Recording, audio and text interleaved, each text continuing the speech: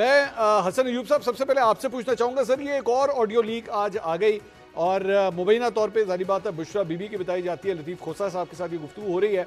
ये सब कुछ जो कुछ भी हो रहा है, इससे जो एक प्राइम टारगेट है जो अपेरेंटली लगता है वो यही है कि पाकिस्तान तहरीक इंसाफ को डेंट लगे जितना लग सकता है, नून लीग को जितना फेवर मिल सकता है मिले। क्या ये अपने पर्पस को अचीव कर रही हैं ये सारी चीज़ें आपके ख्याल में? देखिए, तहरीक इंसाफ के अंदर जो लड़ाई शुरू है, और ये आज की शुरू नहीं, अभी तो सरफेस के ऊपर चीजें आई हैं। ये तकरीबन कम से कम 6 से 7 जो है वो डिफरेंट ग्रुप्स बन चुके हैं पाकिस्तान तहरीक इंसाफ के अंदर। अब मान नहीं रही जमात, लेकिन आपने देखा कि एक दिन शेर अफजल मरवत साहब आते हैं और वो बयान देते हैं और उसके बाद अगले ही उसी रोज ही जो पीटीआई का ट्विटर हैंडल है वहां से उसकी तरदीद कर देता है अपने ही सीनियर वाइस प्रेसिडेंट की। और आज के दिन आप देख लें कि जो ऑडियो लीक आई है जिसमें जो इमरान खान साहब की अहलिया हैं वो उनकी बहनों से जो अपने इख्तलाफात हैं, वैसे तो आप देखें कि जो भाभी और नंद की जो है वो वैसे ही इख्तलाफात होते हैं, लेकिन ये मामला सिर्फ वहाँ पर नहीं है। ये तो अभी मुश्किल वक्त है।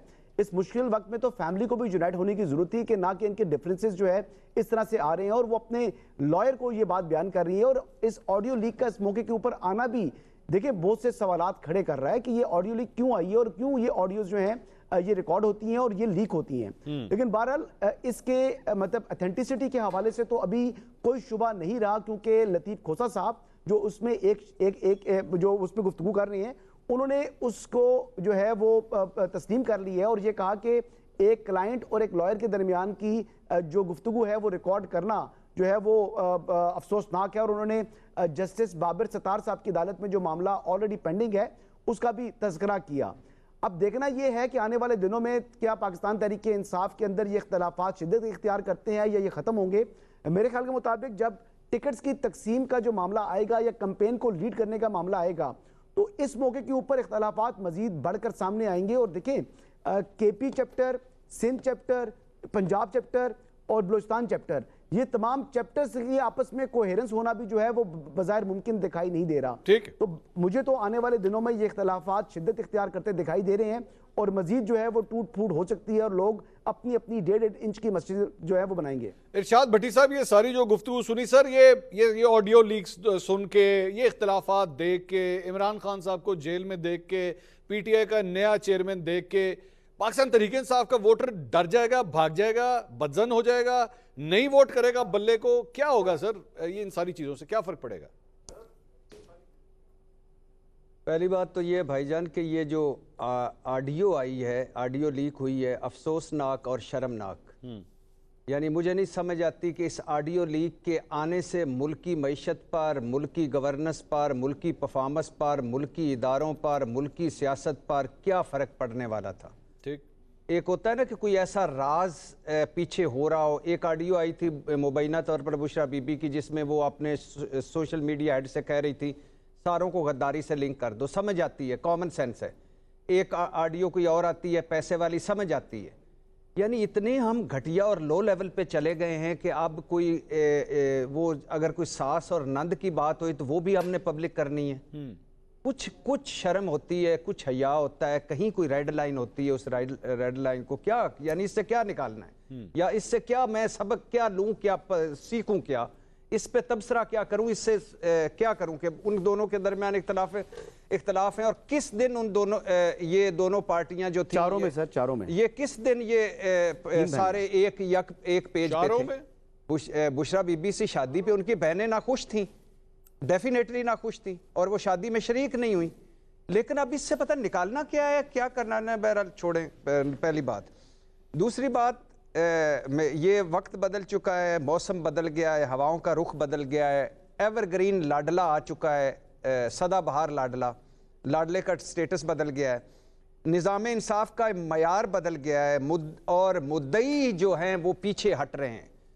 जितना स्याह तरीन दौर चल रहा है निज़ाम इंसाफ का, जितना शर्मनाक दौर चल रहा है निज़ाम अदल का, वो कोई समझ से बाहर है। आप मुझे सिर्फ ये बताएं कि छोड़ दें कि ये अभी बहुत इफ्स एंड बट्स हैं, इलेक्शन में कब होना है, क्या होना है, किसने जाना है। अभी तो खैर कोई माहिर नजूम हो सकता है, बाकी या किसी का तुक्का लग जाए तो है, बाकी तो अभी तक तो बहुत सारे इफ्स एंड बट्स हैं। मुझे ये बताएं, सिंपल सी सादा सी बात बताएं, कल किया क्या है? یعنی ایک لندن میں بندہ بیٹھا ہوتا ہے، اس کو ادھر سے ضمانت مل جاتی ہے، ایک جہاز میں سعودی عرب سے یو ای آ جاتا ہے، اس کو حفاظتی ضمانت مل جاتی ہے، توشہ خانہ میں پیش نہیں ہوتا، اس کو حفاظتی ضمانت مل جاتی ہے۔ نہیں تو غیر قانونی طریقے سے ہوا ہے، یہ غیر قانونی طریقے سے ہوا ہے؟ نہیں اس طریقے سے ہوا نہیں ہے، یہ جھوٹ پھیلایا جا رہا ہے یہ چاروں طرف، اس طریقے سے بالکل نہیں ہوا۔ یہ ایون فیلڈ فلیٹس موجود ہیں کہ نہیں ہیں، یہ ہم ایسے ہی اس طریقے سے ہوا تو مکافات عمل ہے تو فلانا ہے۔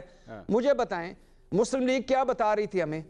میں صرف 3 آپ کے سامنے سوال رکھوں گا، آپ اس کے بعد آپ فیصلہ کیجئے گا ویسے ہوا ہے کہ نہیں، صرف میں ایون فیلڈ کی بات کر رہا ہوں۔ مسلم لیگ نے ہمیں کیا بتایا کہ یہ ایون فیلڈ فلیٹ خریدے 1993 سے 1995 کے دوران بینک سے قرضہ لے کر۔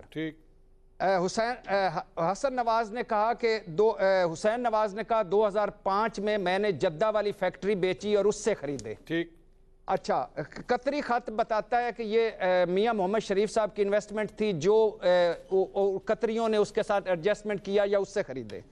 مریم اور حسن نواز کہتے ہیں کہ یہ ہمارے فلیٹس ہیں ہی نہیں۔ حسن نواز تو کہتا ہے کہ میں تو کرایہ دار ہوں، فلیٹس کس کے ہیں، کرایہ کون دے رہا ہے مجھے نہیں پتا۔ اب مجھے بتائیں، پہلا سوال آپ سے، فلیٹس موجود ہیں، ہاؤس آف شریف رہ رہا ہے، میں اس پہ چھوڑ دیجئے نیب کیا ہے، عدالتیں کیا ہیں، کس نے کرپشن کی، کس نے، چھوڑ دیجئے ساری باتیں، فلیٹس موجود ہیں۔ مسلم لیگ نور کہہ رہی ہے 93 سے 95 میں، حسن نواز کہہ رہا ہے میں کرایہ دار ہوں، مجھے پتہ ہی نہیں ہے، اور حسین نواز کہہ رہا ہے 2005 میں۔ اس کے علاوہ مریم کہہ رہی ہے ہماری تو کوئی جائیداد ہی نہیں ہے۔ اب فلیٹس میں کرایہ دار کوئی ثبوت نہیں، فلیٹس ان کے ہیں کوئی ثبوت نہیں، فلیٹس قطریوں کے ہیں کوئی ثبوت نہیں۔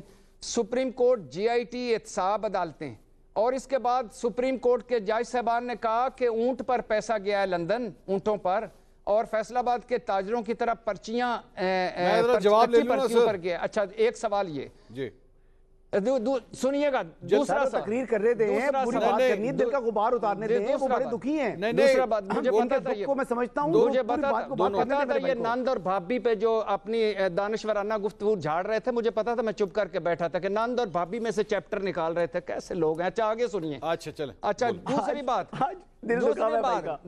نہیں، میں نے ایون فیلڈ فلیٹ خریدے، یہ ملک میرا بھی اتنا ہے جتنا آپ ہنس رہے ہیں، آپ کا بھی اتنا ہے۔ آپ غصے میں ہیں نا، تو میں تو اپنے نظام انصاف پہ ہوں، نظام عدل پہ ہوں۔ اچھا پھر جناب اسپیکر یہ ذرا ہیں، اسی پہ بک ہو جانا چاہیے تھا۔